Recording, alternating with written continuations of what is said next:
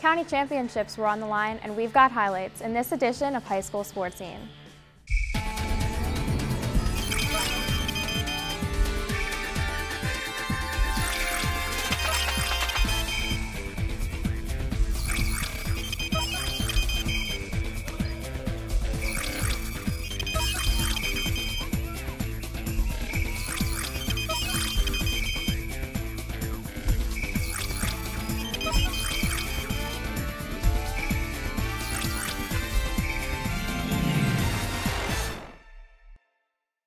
Hi, and welcome to this edition of High School Sports Scene. I'm Sydney Callahan. We've got lots of county championship highlights to bring you, starting with field hockey. The 2011 Baltimore County Field Hockey Championship was held at Lansdowne High School on a chilly Thursday night. The undefeated Hereford Bulls were looking for their fourth straight county championship against the Delaney Lions. For both teams, defense was the order of the day in the beginning of the first half, until Mary Claire Abbott drives the ball into the left corner of the goal and puts Hereford up 1-0. Delaney had a chance to score before the half ended on a penalty corner. The ball was fed to Jamie Roth, who takes a shot, but Caitlin Abbott was there for the block. Halftime score, Hereford 1, Delaney 0. In the second half, both teams continued their defensive display. Mary Claire Abbott receives a pass and takes the shot, but it's blocked by goalie Elizabeth Scheffler. On a penalty corner, Anna Mole receives the pass and drives the ball to Jessica Karwacki, who is there for the easy score that puts Hereford up 2-0. Delaney put up a valiant effort, but in the end, Hereford was just too much and went on to win their fourth straight county championship. Next up is cross country, as the top runners in the county met at Delaney for the county championship. Cool temperatures and a fast course greeted the county's top Harriers at the County Cross Country Championships held at Delaney High School.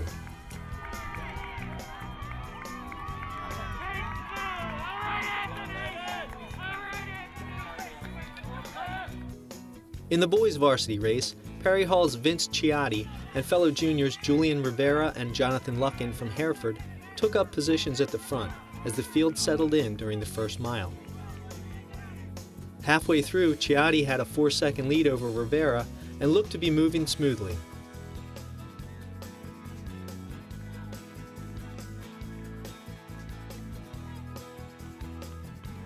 In the final mile, however, Rivera accelerated, taking the lead and pulling away to cross the line in 16 minutes 12 seconds, with runner-up Luckin 14 seconds back. Ciotti finished 5th behind Delaney's Karis Cookman and Hereford's Kevin Payne. Hereford's boys took 5 of the top 10 places to earn the team title. In contrast, the girls' race was pretty much a two-person race from the opening gun, as Lochraven senior Emily Ruppel and Delaney sophomore Isabel Griffith immediately went to the front.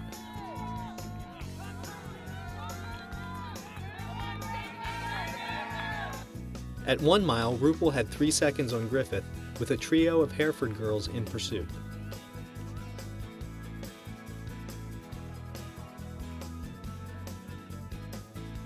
By the 1.5-mile mark, Ruppel had established a sizable lead over Griffith, both ahead of the rest of the field.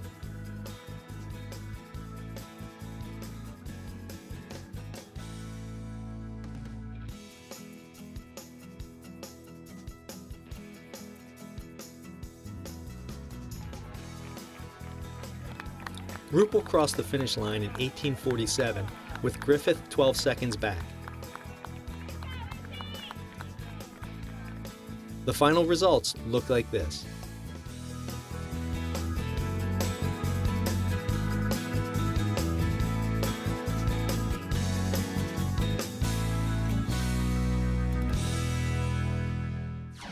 Now on to soccer, as both boys and girls vied for county titles. On a mild fall afternoon at Franklin High, Catonsville faced off against Perry Hall for the Girls County Soccer Championship. Catonsville got a good early chance when junior striker Deborah Milani sent a cross over sliding goalie Emily Shandruck. but Gator defender Megan Strock was there for the clear.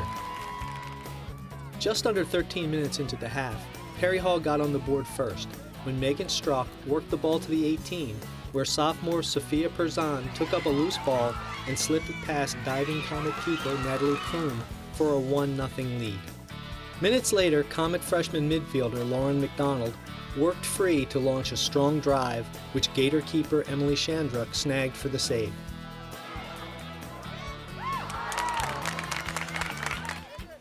Back at the other end, Gator striker Jamie Sokolis snaked her way through the Comet defense to drive a shot toward the goal, which the Catonsville defense stopped.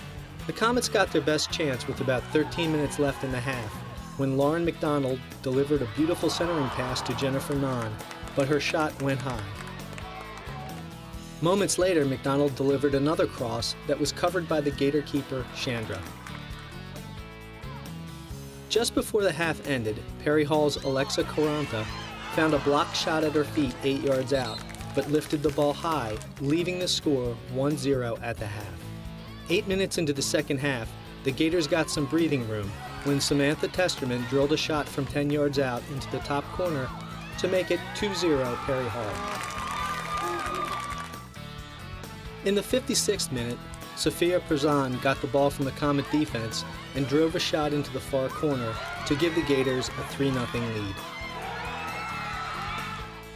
The Comets appeared to score later in the half when a corner kick was headed into the goal. However, the point was nullified by a pushing foul. Late in the game, Comet midfielder Rachel Woods fed Jennifer Nahn, but Emily Shandruck once again made the save. That was the Comets' last good chance as Perry Hall earned the title with a 3-0 win.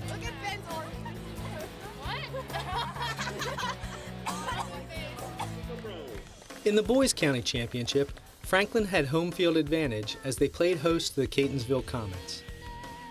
Franklin got off to a good start as just 4 minutes into the game, junior forward Scott Luthi got the ball at the 6 and flicked a quick shot that Comet goalkeeper Kevin Shepard just got a foot on.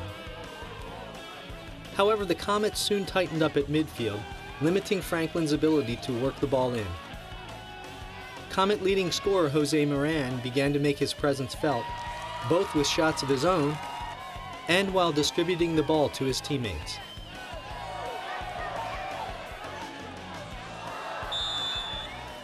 Meanwhile, the Indians tried to work the ball in from long range. Franklin forward Ryan Silcott goes down hard trying to control a long pass. A direct kick by Michael Cronauer sails high. The half ended in a scoreless tie and left both teams trying to find a way to score. Early in the second half, the Comets' Moran splits the Franklin defense, but a sliding tackle by Franklin keeper Dylan Schumann prevents a score. Finally, in the 54th minute, Catonsville's Moran gets through, and this time gets a shot past Schumann for the score and a 1-0 Comet lead. Moments later, Moran gets free again and blasts a shot on goal that is covered by Schumann.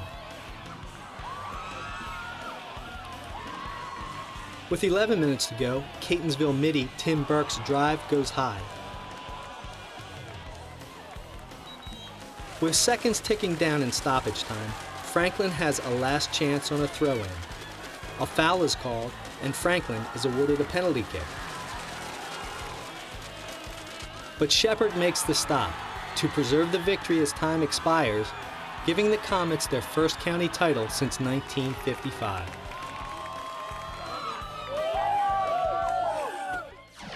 Now it's time to meet this month's outstanding male student athlete, Dundalk's James Gonzales.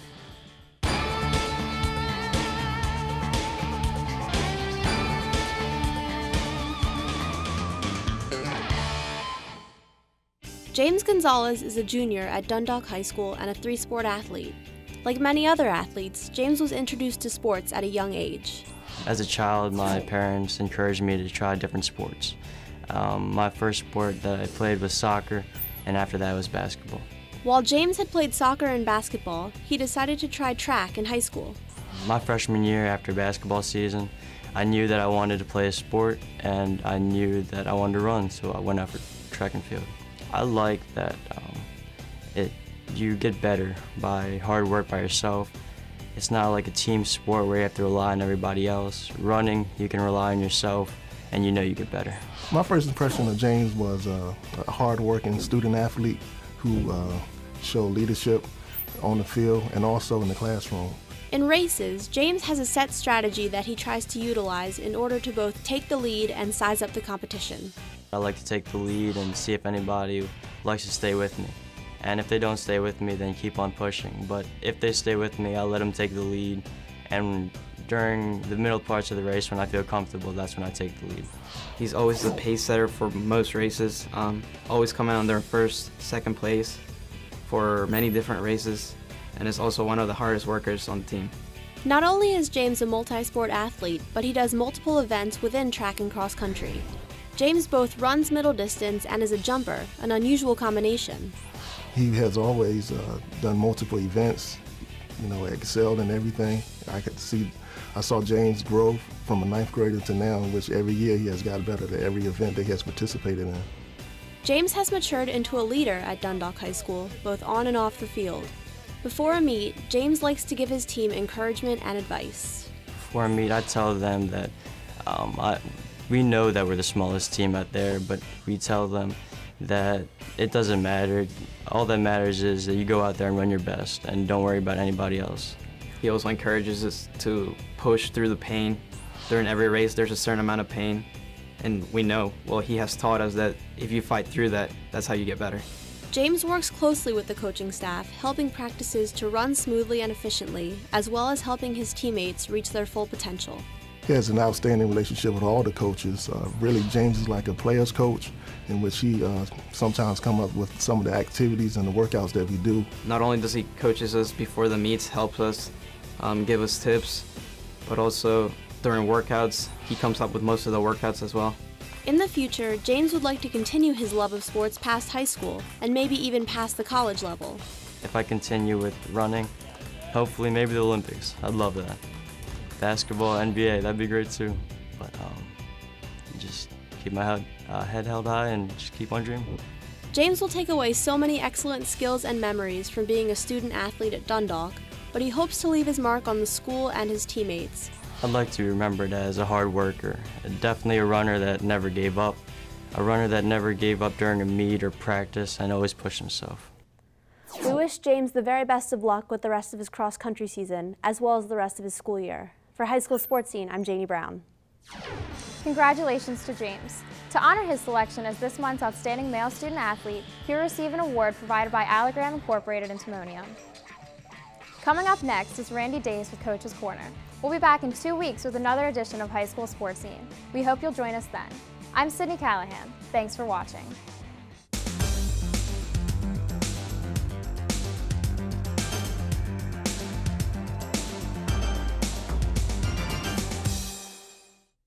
Hi, I'm Randy Dace and welcome to Coach's Corner. My guests today are Joe Holland, who's the Newtown High School varsity football coach, and his quarterback, Shawheem Dowdy.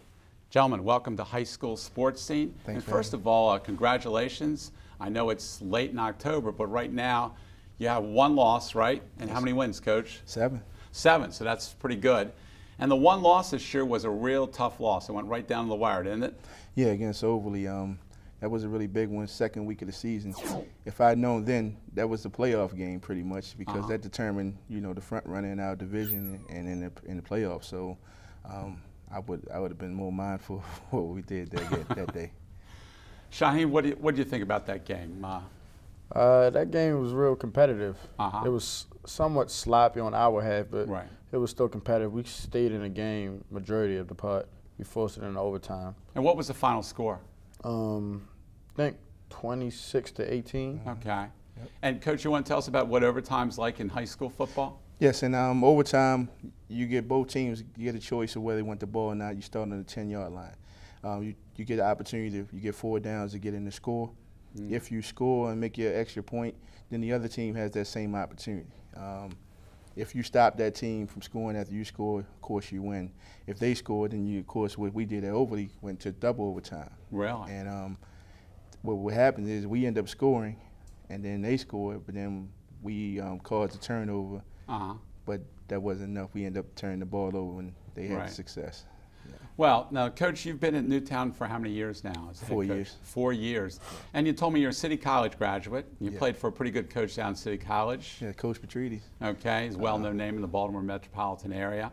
And you played football at Frostburg. Right. And I'm not a genius, but I looked at you and I figured you're probably a lineman, right? Yeah, played defense and nose guard. Okay, so you have a great passion and love for football. Yes, sir, I do. What about the game do you really enjoy? The main thing I love about football is that it's never the same thing twice.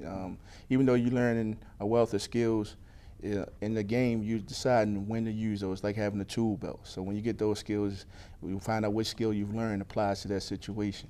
And as a coach, you know, giving those skills to players, that does make me satisfied. Now, this is not your first coaching position, is it? No, not at all. Tell us a little about your background. I coached in Baltimore City for a number of years. I started as an assistant at Northwestern High School back in 1999. From that point, I went to Walbrook High School as an assistant, then became defensive coordinator at Douglas High School, eventually became head coach at that program. What was your biggest challenge coming to Newtown as a brand new coach? Coming to a new school district, learning kids, learning the ins and outs of a new system, and just getting kids to buy into what I'm trying to offer at Newtown. And luckily, after 4 years, it's finally starting to pay off, and we got a pretty strong group this year. Shawheem, you're a three-sport athlete at Newtown, aren't you? Yes, sir. Football, basketball, and baseball. And I asked you before, what sport are you partial to? Of course, football is my #1, but if I would pick for #2, it would be baseball. I really like that sport. What position you play? I play multiple positions. I play catcher, pitcher, shortstop, and third base.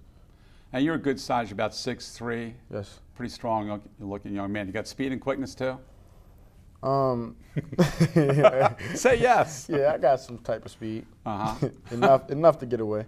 Now, August 13th, I know the Titans took the field, right? First day of football practice. And as a player, what was your goal for this team this year?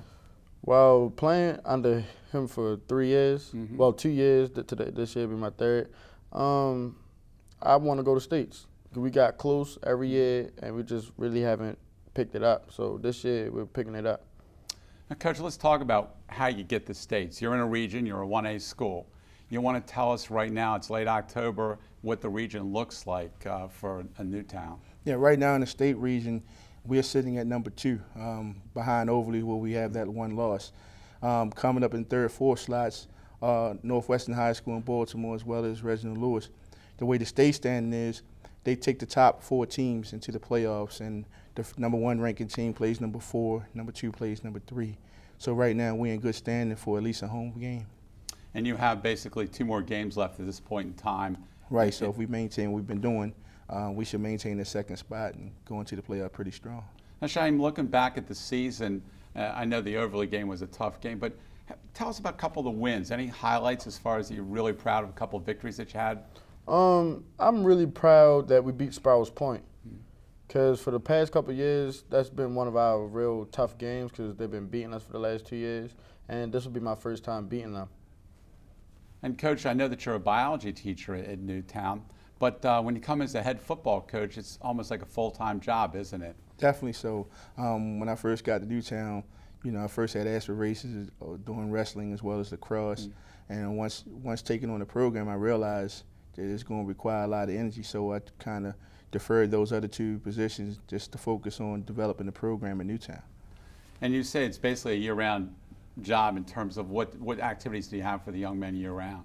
Usually right after winter break, we get started in the weight room, and we do various workouts throughout the season, plyometrics, speed training, just to keep guys and fire for the sport. And then when the summertime comes, we intensify the workouts, getting some 7-on-7 competitions. And this year we had a lot of guys really buying to that, and I think just kind of paying off on the field.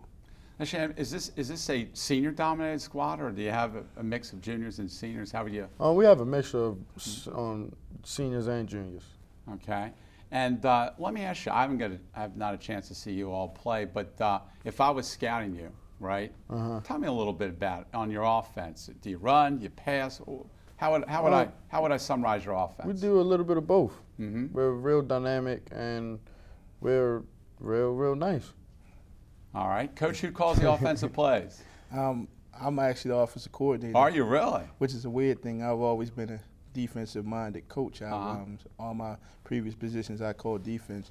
When I got to Newtown, I became offensive coordinator out of necessity, and so we kind of been joined at the hip since he came, both forging this offense. What does Shawheem bring to your team as a quarterback? One, he's a natural leader. You know, in the classroom as well as on the field. Guys are willing to follow his example. He's a very hard worker, and he has a lot of resolve. When things aren't going well, he finds a way to come out of it, and you know, for the betterment of his team. Shawheem, how about Coach? Is he a teddy bear, or is he a wild, crazy coach? Describe Coach for us. Well, Coach, he's definitely not a teddy bear. He's real hard to work with sometimes. Right. Like, he's always there for us. He'll joke around with us in practice, but at the same time, we know he's coach, and to a certain extent, he'll play with us. Then it's nothing but serious from there on. Coach, what's a magic formula to work with high school football players, do you think, besides the X's and the O's? I think this biggest thing is recognizing the growth that's available for the young men. You know, they have a lot of aspirations, and realizing their potential and putting them in situations will allow them to grow and thrive. Once they know that you have their best interests at heart, you know, they'll pretty much follow you through a brick wall. You know, That's true, right. And I always thought discipline's very important, because that'll help you in the big ball game when the going gets tough. Now, Shawheem, you're a quarterback. I know you just told me before we started taping that you're a Jets fan, and unfortunately I got a Pittsburgh fan here, right?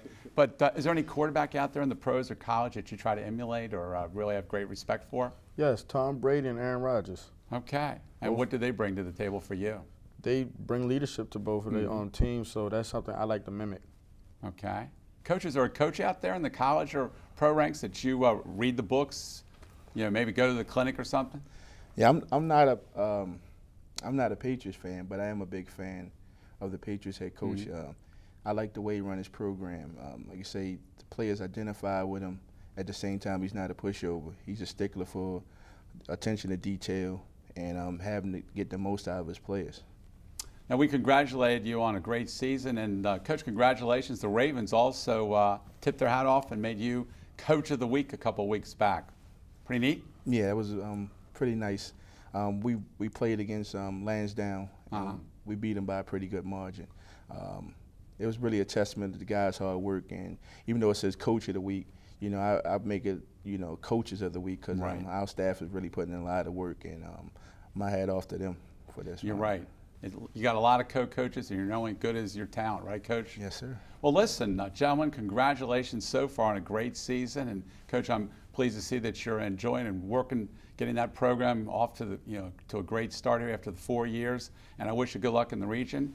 Shawheem, if you go to college next year, hopefully you can play football, baseball, whatever it may be, and let's see you throw some touchdowns in the region championships, okay? Okay. For High School Sports Scene, I'm Randy Dace. Thanks for watching. See you next time.